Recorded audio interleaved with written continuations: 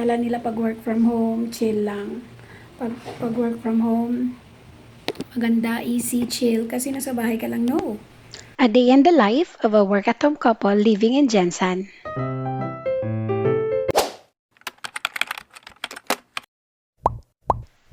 For today's video ay maganda ang panahon at maaga akong nagising para magsaing at maglaba. Habang tulog pa si Baby Max Jacob ay kumain na muna ako at hindi pa nga ako natatapos kumain, nagising na agad siya. Fast forward, pagkatapos naming maligo ay hinatid ko na si Eric sa school. Siyempre kasama si Baby Max, night shift kasi ang daddy niya at natulog na siya pagkatapos niyang mag-duty. Nang biglang around lunchtime, malapit na ang out nila Eric, ay dumating si Daddy. So parang 3 hours pa lang ata ang tulog niya.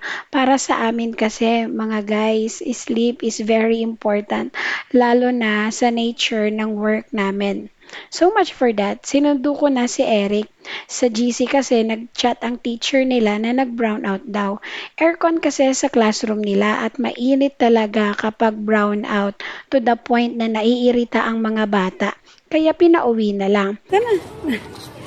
Thank you, teacher. Nag-brown out? Nag-brown out pala. Thank you, teacher. Brown out. Nag-brown out. Tara na. Tara, hold my hand. You wear your bag. You wear your bag. Tara. Anyway, malapit na rin mag-lunch. Itong si Eric, pagkakita sa daddy, nag-request agad na mag-Jollibee. Pinagbigyan na rin namin. Minsan na lang kasi kami nakakalabas na kaming apat talaga magkakasama. Usually, ako lang at si Eric or si daddy at si Eric palaging iwan si Baby Max. Pagkatapos naming kumain ay diretso na kami sa bahay para matulog at magpahinga. Pagdating ng hapon ay naglaro si Eric sa labas ng bahay. Pagdating ng gabi, 7 to 11 p.m., duty ko na. Na-drain na nga ako kagabi. Hello mga mi, 2 minutes bago ulit bumalik sa meeting. Mga mi, share ko lang, to be honest, nakaka-pagod, nakaka-drain, nakaka-burnout, ganun. Parang gusto ko na lang maging nepo baby, chill-chill lang, tapos money. Wala, kailangan pumayod. Anak tayo na mahirap. Kaya, ang ganitong setup, stress. Kala nila pag work from home, chill lang.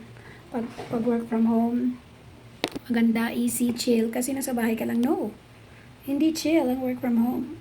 Pero, syempre, yung maganda dyan, sa bahay ka lang. Nakikita mo yung anak mo, nasusuway mo, napakain mo. At the end of the day, kahit saan naman na trabaho, meron naman talagang stress. Nasa atin na lang yon on how are we going to handle the stress. Yun lang muna guys. If you want to be updated, I'll keep you posted. Don't forget to follow. See you on the next one.